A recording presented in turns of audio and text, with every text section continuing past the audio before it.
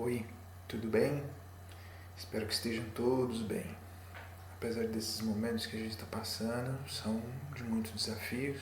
A gente nunca pensou que um dia poderia estar passando por isso. Mas enfim, estamos, né? E nesse momento a gente tem que encarar as coisas e enfrentar cada minuto, cada segundo, cada hora, cada dia. Como disse o Cristo, né? Cada dia o seu mal. Então, vamos vivendo assim por enquanto.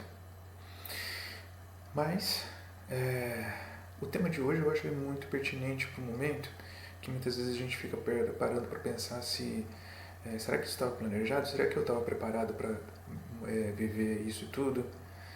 E a resposta pode ser assim, talvez, né? Talvez eu estivesse preparado, talvez eu não estivesse preparado, talvez isso tudo não teria sido programado, tenha sido recalculado à medida que as coisas elas foram acontecendo e o universo foi trabalhando no sentido a moldar tudo isso. Enfim, são informações que nós não detemos o pleno conhecimento, mas podemos ter do conhecimento da reencarnação e das suas consequências.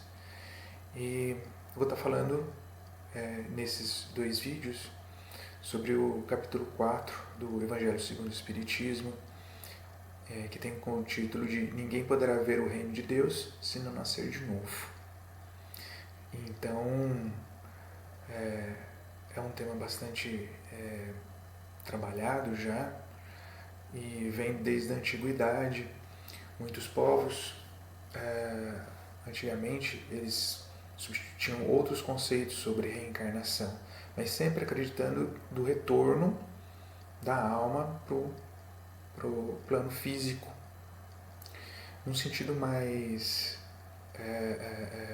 primitivo. Acreditava-se que o espírito ele voltava a habitar o mesmo corpo. Então, quando a gente pega algumas civilizações, como é muito famosa, a egípcia, por isso que eles mumificavam os corpos para preservar, para quando o espírito voltasse, o corpo estivesse em perfeitas condições. E quando os judeus estiveram aprisionados no Egito, eles adquiriram esse conhecimento e também passaram a partir daí a acreditar também de que a alma voltaria, mas voltaria a habitar o mesmo corpo físico. Naquela época se deu o nome de ressurreição, né? Que seria as pessoas voltarem para os mesmos corpos e voltar à vida, aí a vida eterna. Então, a gente vai evoluindo, a gente vai vendo outros povos, né? China, Índia, Japão, algumas culturas locais da África, todos eles se remetem de alguma forma à questão da reencarnação, num grau de consciência maior ou menor, porém sempre houve. E com o avançar do conhecimento e o avançar de algumas religiões que acabaram predominando e que acabam nos influenciando,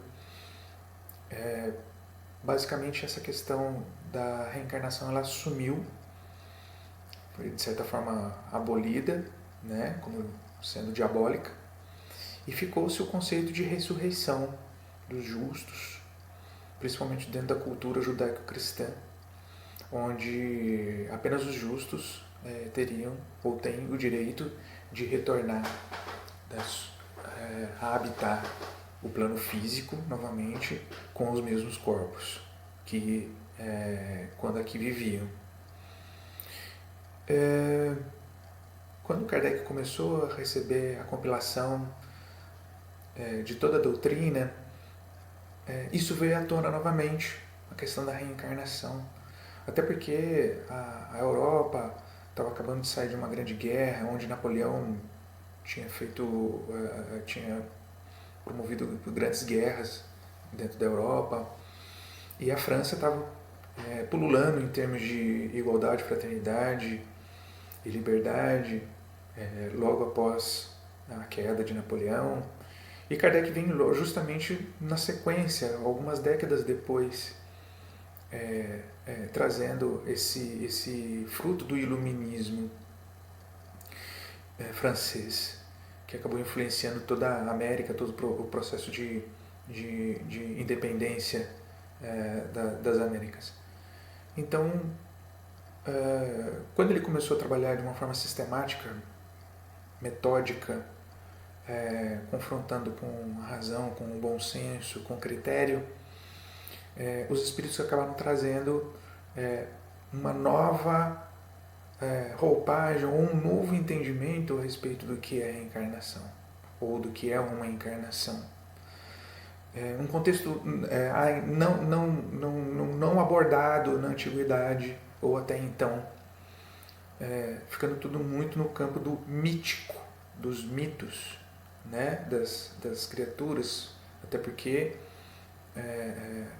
até então a população tinha um pensamento muito concreto, então tinha que ser tudo muito concreto para as pessoas. A dificuldade de se imaginar, de se fazer construir com pensamentos abstratos para aquela população era uma coisa muito difícil.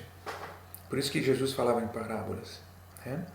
Mas voltando aqui ao nosso assunto da reencarnação, eu vou estar projetando alguns slides e a gente vai estar conversando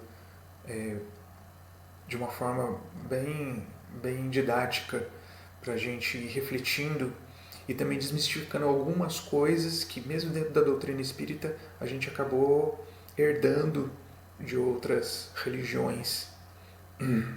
E está muito claro no Livro dos Espíritos e no Evangelho segundo o Espiritismo de qual é o verdadeiro caráter da reencarnação. Tá? Então eu vou projetar agora alguns slides e a gente vai conversando. Muito bem. Vou começar falando pelo Livro dos Espíritos, que é de onde surgiram todos os outros livros da doutrina espírita. Então, a questão 132 do Livro dos Espíritos, Kardec ele faz a seguinte pergunta: qual é a finalidade da encarnação dos espíritos?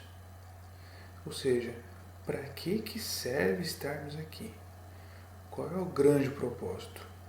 Para que serve isso? Para que serve eu me arrastar num corpo físico, passar por todas essas necessidades? Qual é o grande propósito? É essa que é a questão. E Kardec, de uma maneira ele foi muito inteligente na formulação das perguntas dele. A gente não pararia para pensar nisso. A gente pensa assim, para que serve a encarnação? Para o desenvolvimento da alma. A gente responderia só dessa forma. Vamos ver como que os espíritos responderam? Olha que interessante. Deus a impõe com o fim de levá-lo à perfeição. Para uns é uma expiação, para outros uma missão. De qualquer forma, é uma condição imposta para que nós alcancemos a perfeição. Perfeição vem de feito completamente, de perímetro, feito, perímetro totalmente feito. Então, nesse processo, passa-se por expiações e passa-se por missões. Alguns vão levar mais tempo espiando, outros menos, cada um ao seu sabor e às suas preferências e às suas escolhas. Agora, só um detalhe, né? O objetivo é perfeição. Mas para chegar a essa perfeição, eles devem sofrer todas as vicissitudes da existência corpórea. Nisso é que está a expiação. Então, a expiação no sentido de sofrimento, ele vem no sentido de que nós precisamos nos habituar com um corpo físico para nós nos manifestarmos aqui nesse plano físico denso. Nós estamos vulneráveis a doenças, a questões climáticas, estamos vulneráveis, nós precisamos nos manter limpos, nós precisamos comer, nós temos nossas necessidades fisiológicas, nós temos muitas coisas. Fora a necessidade de convivência com outros seres da mesma raça, no nosso caso seres humanos, e com outros seres que a gente diz que são mais inferiores, que são os demais animais de outras espécies animais biológicas. E aí vem uma questão muito interessante, importante da gente estar entendendo. Esse corpo físico que nós habitamos hoje, ele foi preparado ao longo de milhares de anos pela espiritualidade superior, que conduz os caminhos do nosso planeta, para que ele comportasse o psiquismo de seres espirituais do nosso aporte. Você fala assim, mesmo aquele ser mais horrendo do universo? Sim. Não é qualquer... Não, vamos dizer assim, para a gente que estuda, o espírito de um cachorro, ele nunca vai conseguir habitar e se manifestar num corpo de um ser humano, de um homem.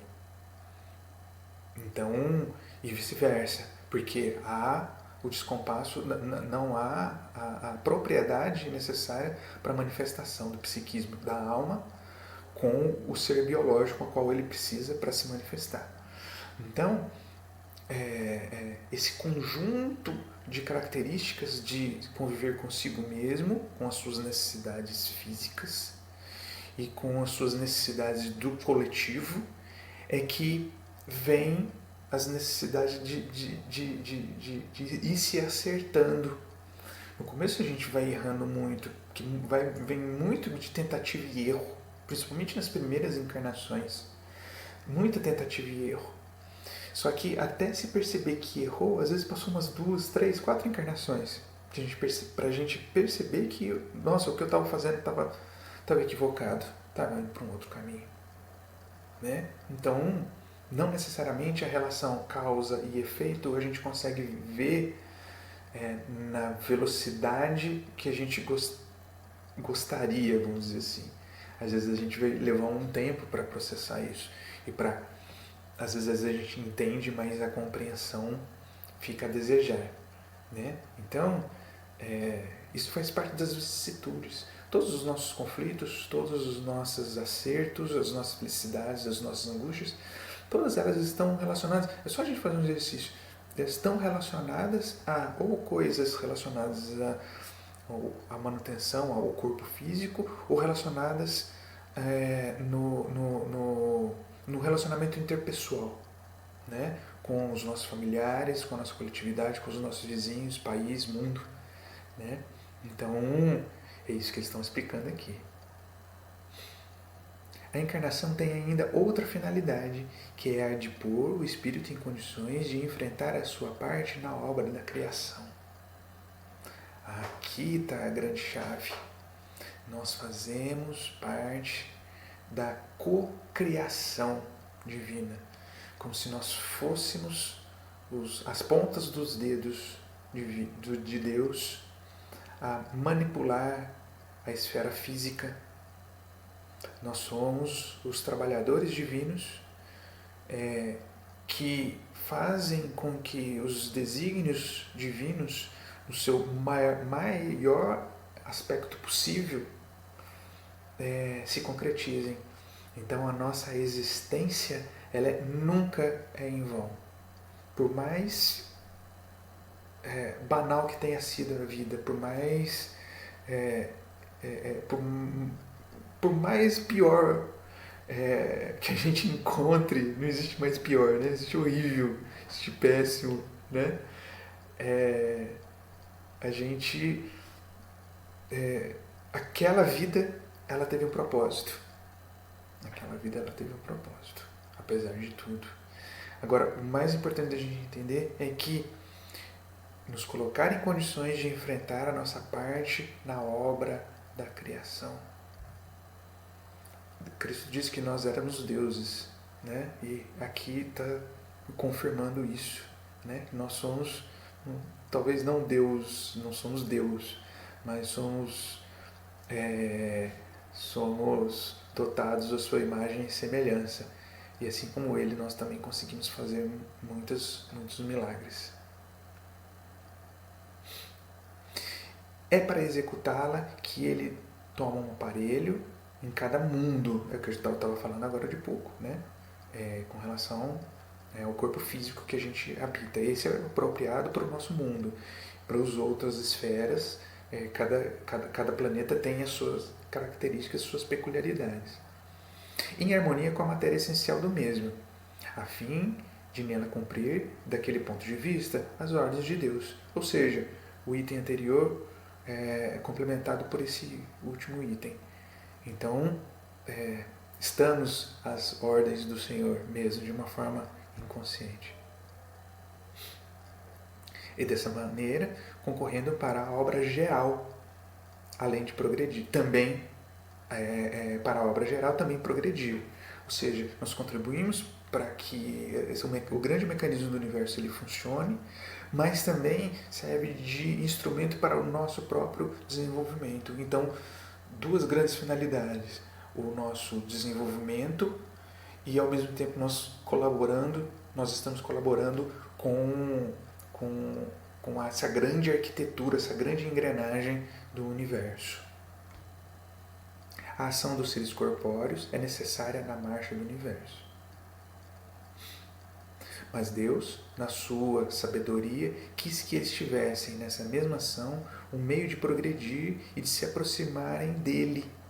É assim que, por uma lei admirável de sua providência, tudo se encadeia, tudo é solidário na natureza. Então nós fazemos parte de uma grande engrenagem e a encarnação faz parte dessa movimentação dessa grande engrenagem. Certo? Então, para esse primeiro vídeo, eu paro por aqui. E no próximo, a gente vai aprofundar alguns outros aspectos que estão bastante coerentes com o que fala o Livro dos Espíritos, mas a gente vai começar a dar uma abordada e ampliar um pouquinho os nossos conceitos.